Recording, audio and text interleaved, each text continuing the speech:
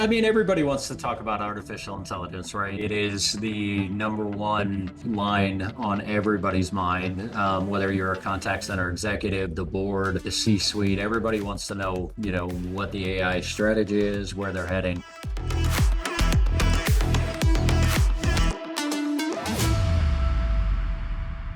Welcome, everybody, to episode 1 of the Get in the Hole with Tech-Gofer. I am your host, Nick Mulholland, president of Tech-Gofer. Today, we have the CEO of Cloud Tech Gurus, Fred Stacey, on.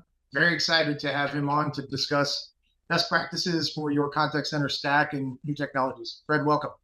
Thank you, man. Pleasure to be here. Looking forward to it. Absolutely. So our show has 3 segments. The first one is, what are we drinking? I am drinking a Woodford Reserve Double Oat. It's very delicious. Fred, what do you got over there?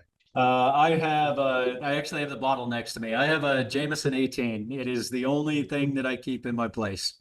Nice. It's good. Nice and smooth, I'm sure. Oh, yeah. Not something that you should be drinking on a golf course. That bourbon will crush you. No, you probably want to stick with a light beer personally, but hey, to each their own. Yeah, absolutely.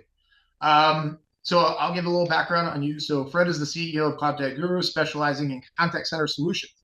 He began his career in 1995 as a contact center agent and quickly rose to leadership roles, establishing and revitalizing call centers all across the U.S. Since the early 2000s, Fred has focused on contact center technology, holding various executive positions globally for over 20 years, contributing to his extensive experience in the industry. In his free time, he enjoys lifting weights and riding Harleys. Yes. What kind of a Harley do you have? I have it's a specialty one. You either love it or hate it. I have the 2012, the 10th anniversary of the Night Rod. So it's the V-Rod was created in '02 with a Porsche engine design on a Harley chassis.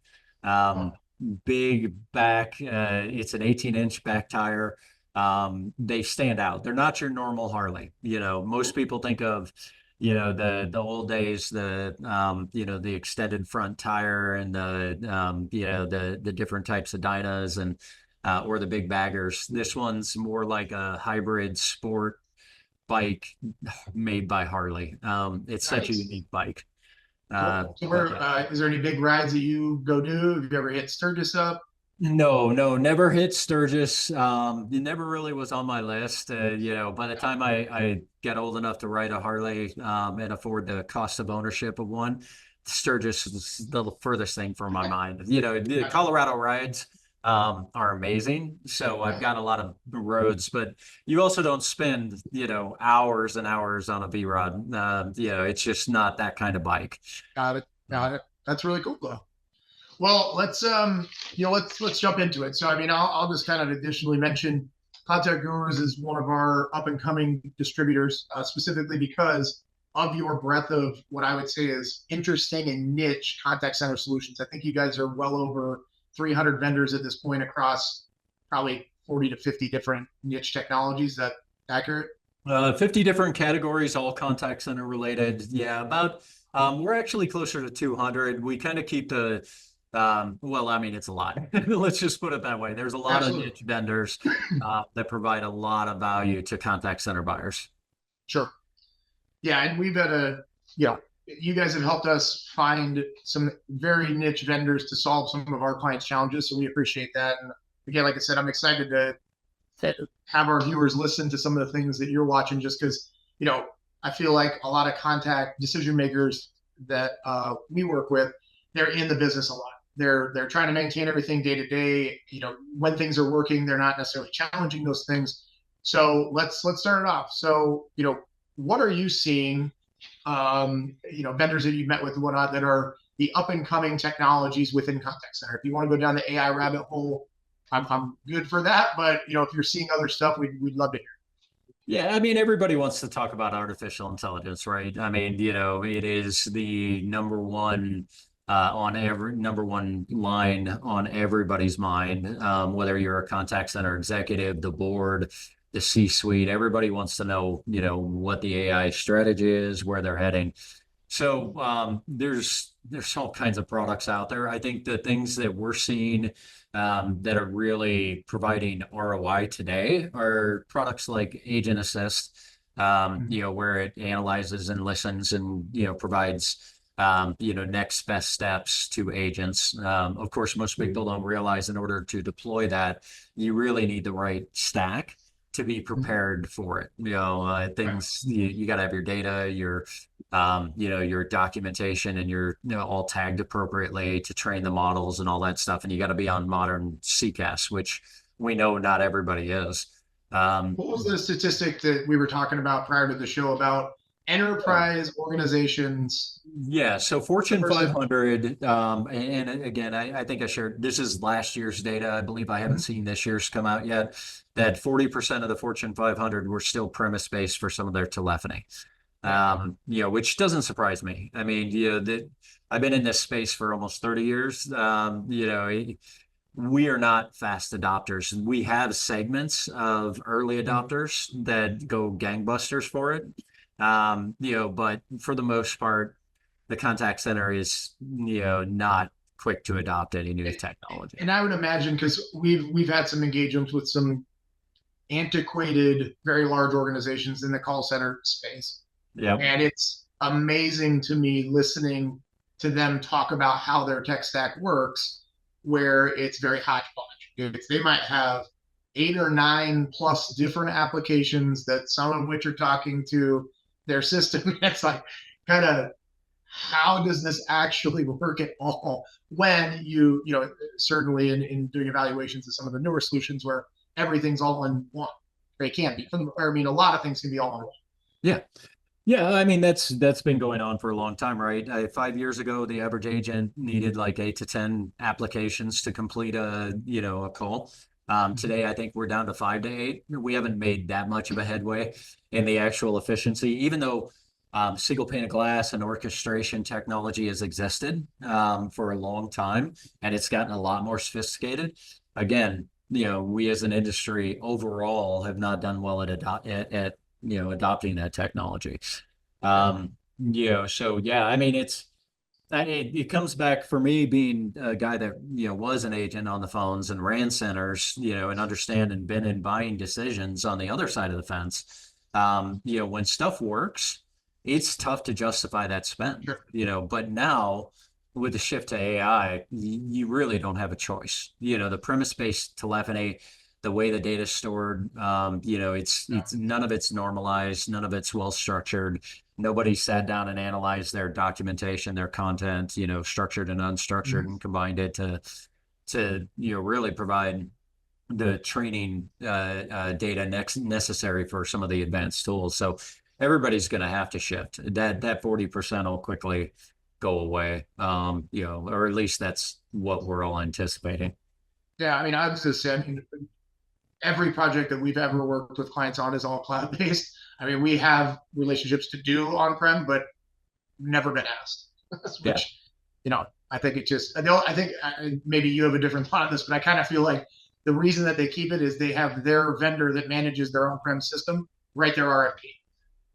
Yeah, I mean, exactly. And, not only that, but, historically, we've looked at the cloud as, multi-redundancy, geolocations all over, you can expand, scale, yada, yada. What's interesting is recently with a lot of the failures, and this is, minus the whole CrowdStrike, Microsoft debacle this past weekend, right?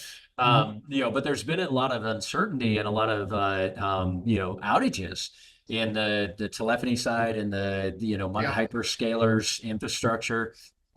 So there's been people for the last couple of years I've talked to who really believe that not premise, but privatized clouds are going to be the kind of next phase so that companies can take control over some of it, or at least a hybrid, right? And some industries, some verticals, you pretty much have to deliver hybrid because their data needs to be in a certain secure location, that they manage. So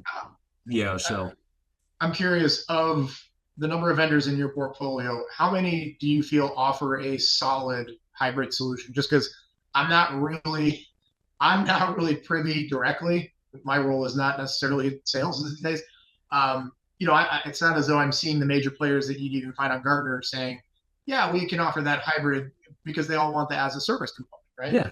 Yeah. Well, not a lot of people talk about it. The bigger ones are more likely to be able to do it, in a privatized cloud.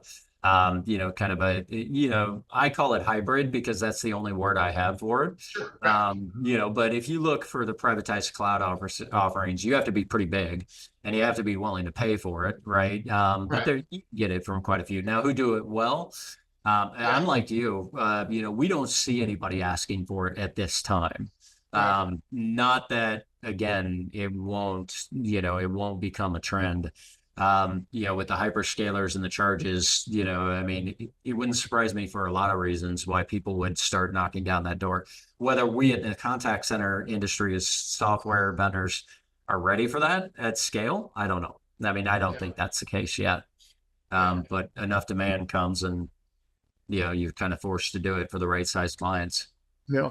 So I know we got a little bit off topic, but tell me some more about other emerging technologies. I think you had mentioned, some language translation and some of those things are making very, very fast progress. Yeah, so in particular, accent neutralization. I mean, nearshore and offshoring contact center is not new. Okay. What is new is there's actual artificial intelligence-based technology that can take an accent and smooth it out, not removing or changing the voice, right? When this technology first landed in the market, there was a big article and write-up about how a vendor was trying to make all of the nearshore and offshore agents white. And that was literally the attack in the article. And that obviously isn't the intent. We're trying to create an environment where if I'm speaking to somebody, I understand them clearly and they understand me clearly, and we have a Right. better experience because of that. That's the intent, and that was always the intent. So it can smooth out the actual accent so that it's a better communication experience, right? Now, I imagine that most of the companies that are doing that are focused on English. Yeah. Are there others that are, hey, I'm going to get an outsourced call center in Mexico that has French speakers that we can utilize that technology to help with my French user? Like, is it working in other languages a lot, or is it just pretty much Yes. mostly English? So you get into so the language translation piece is coming at breakneck speeds, and it's getting very accurate. The problem with language translation is still getting comfortable with the latency. But the way we handle that in contact centers today is you bring in a third-party translator. So there's already latency.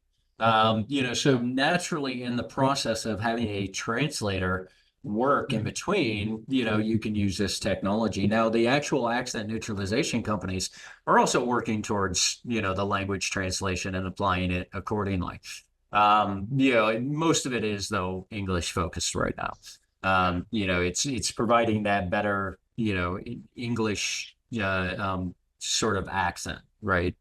But it does have the capability to transform the full voice live, but most people don't want that because you still want inflection. You don't want to take away the Correct. agent's ability to, really be engaged and empathetic, and you don't want to remove that, right? But you just want to make Right. it a better experience for the customer, so and the Yeah. agent, quite frankly.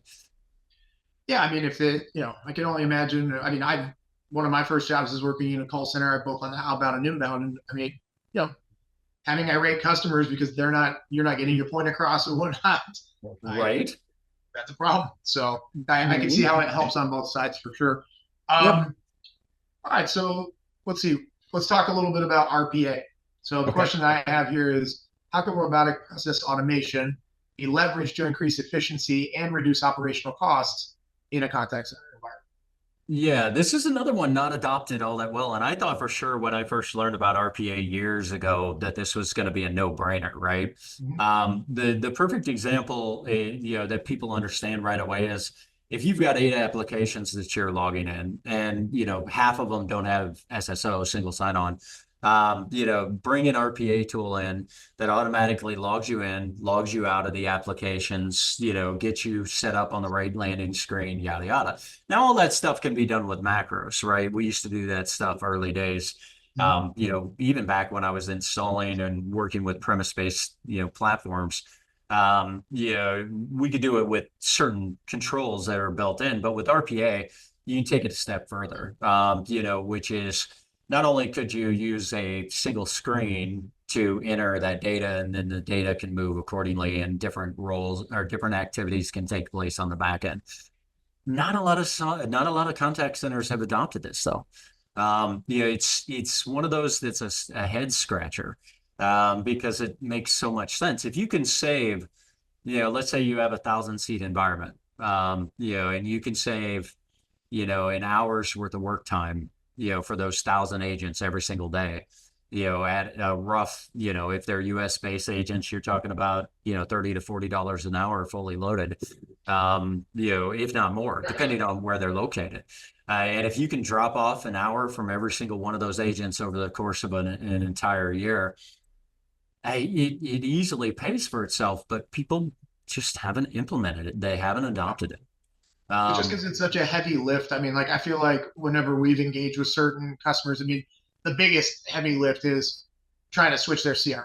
I mean, there's just so many moving parts and components that, you know, a lot of times it's, well, you know, like, I mean, we're a fairly small organization, and we're in Zoho that I built customization, and it'd be real hard for somebody to sell me on trying to switch from that. So would you agree? I mean, that still seems like it's much harder than RPA.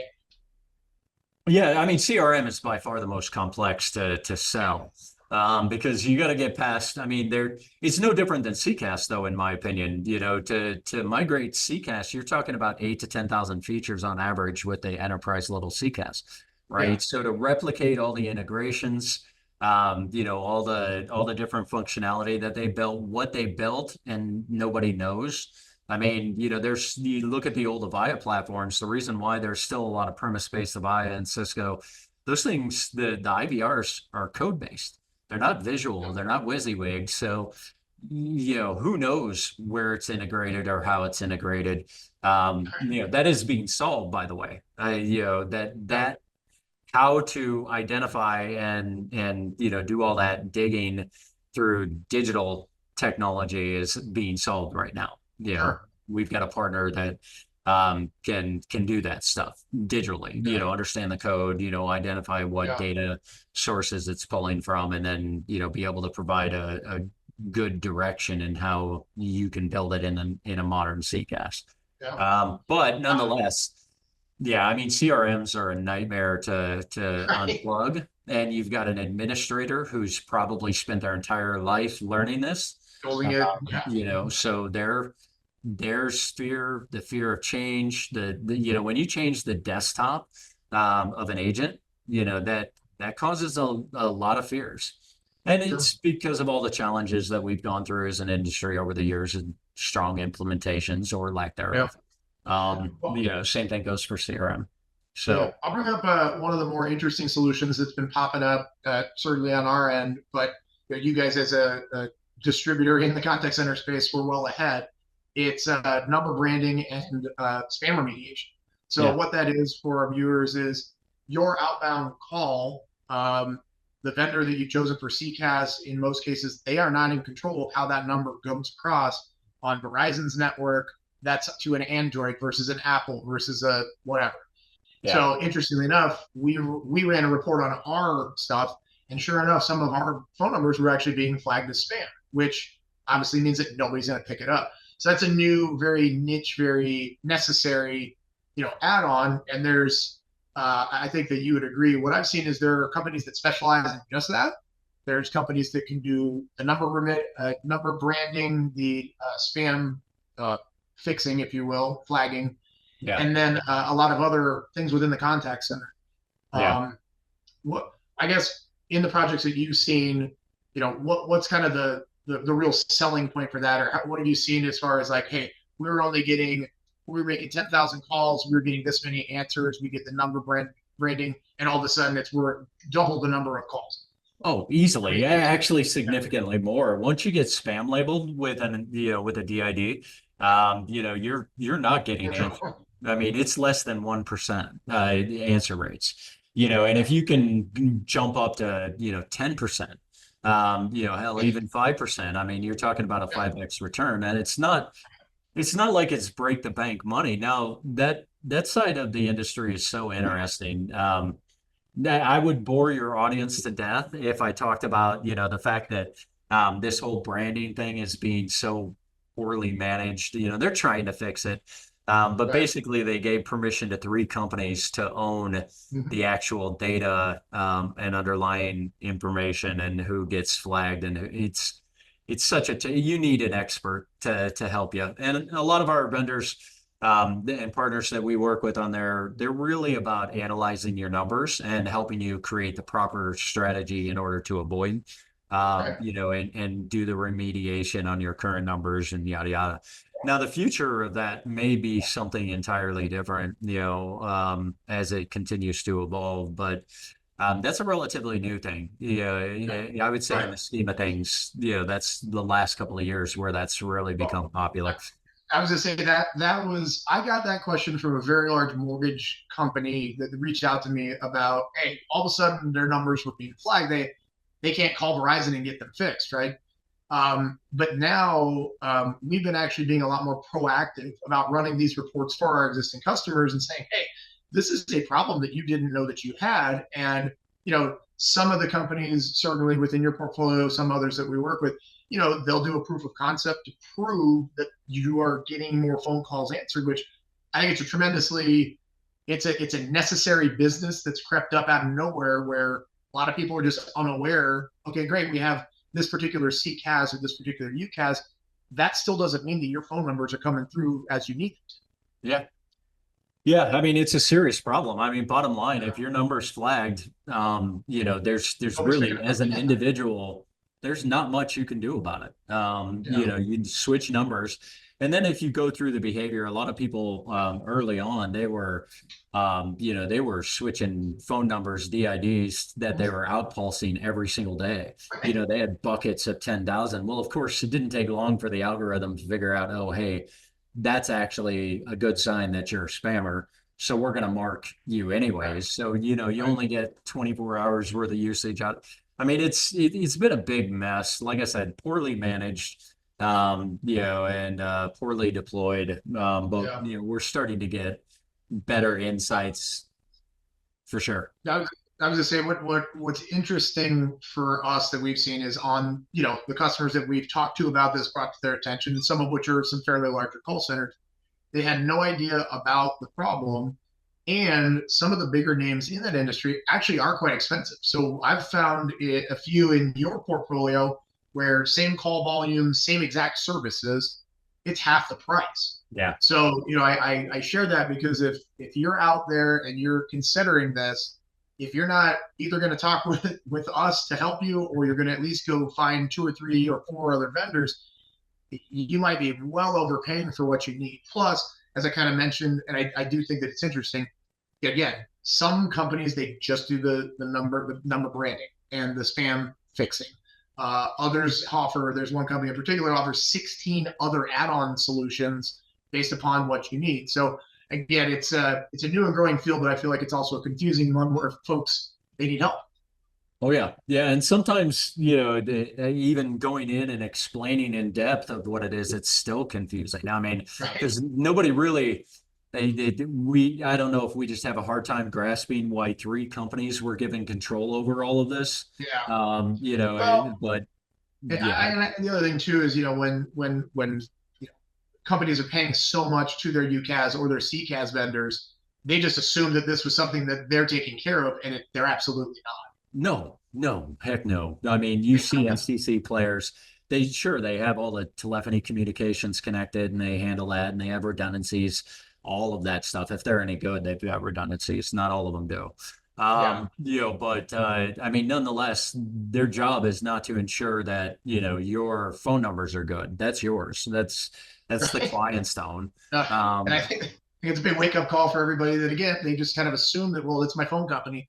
They should be handling that. yeah, yeah. I mean, totally makes sense. Yeah.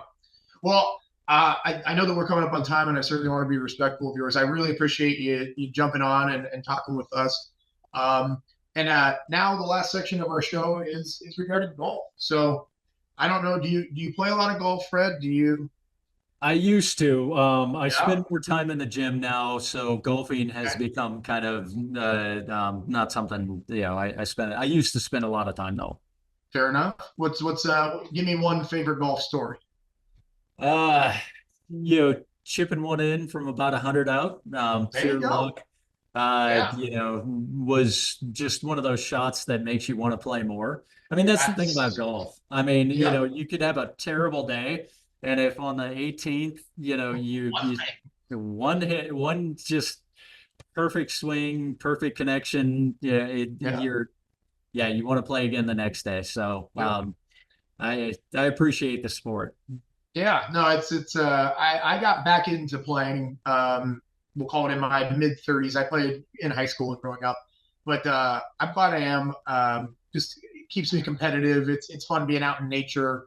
For those of you that don't know, Tech-Gofer, we've been doing events for IT decision makers all over the US. So in conjunction with our events, we're actually getting to play some pretty cool courses, and we're taking potential new clients out, which that's been really fun. I am going to share a funny video that we've got of me in Banff, Canada, and I had a Canadian Native American that I partnered up with. That him and I are playing, and this is me at a par three in Banff.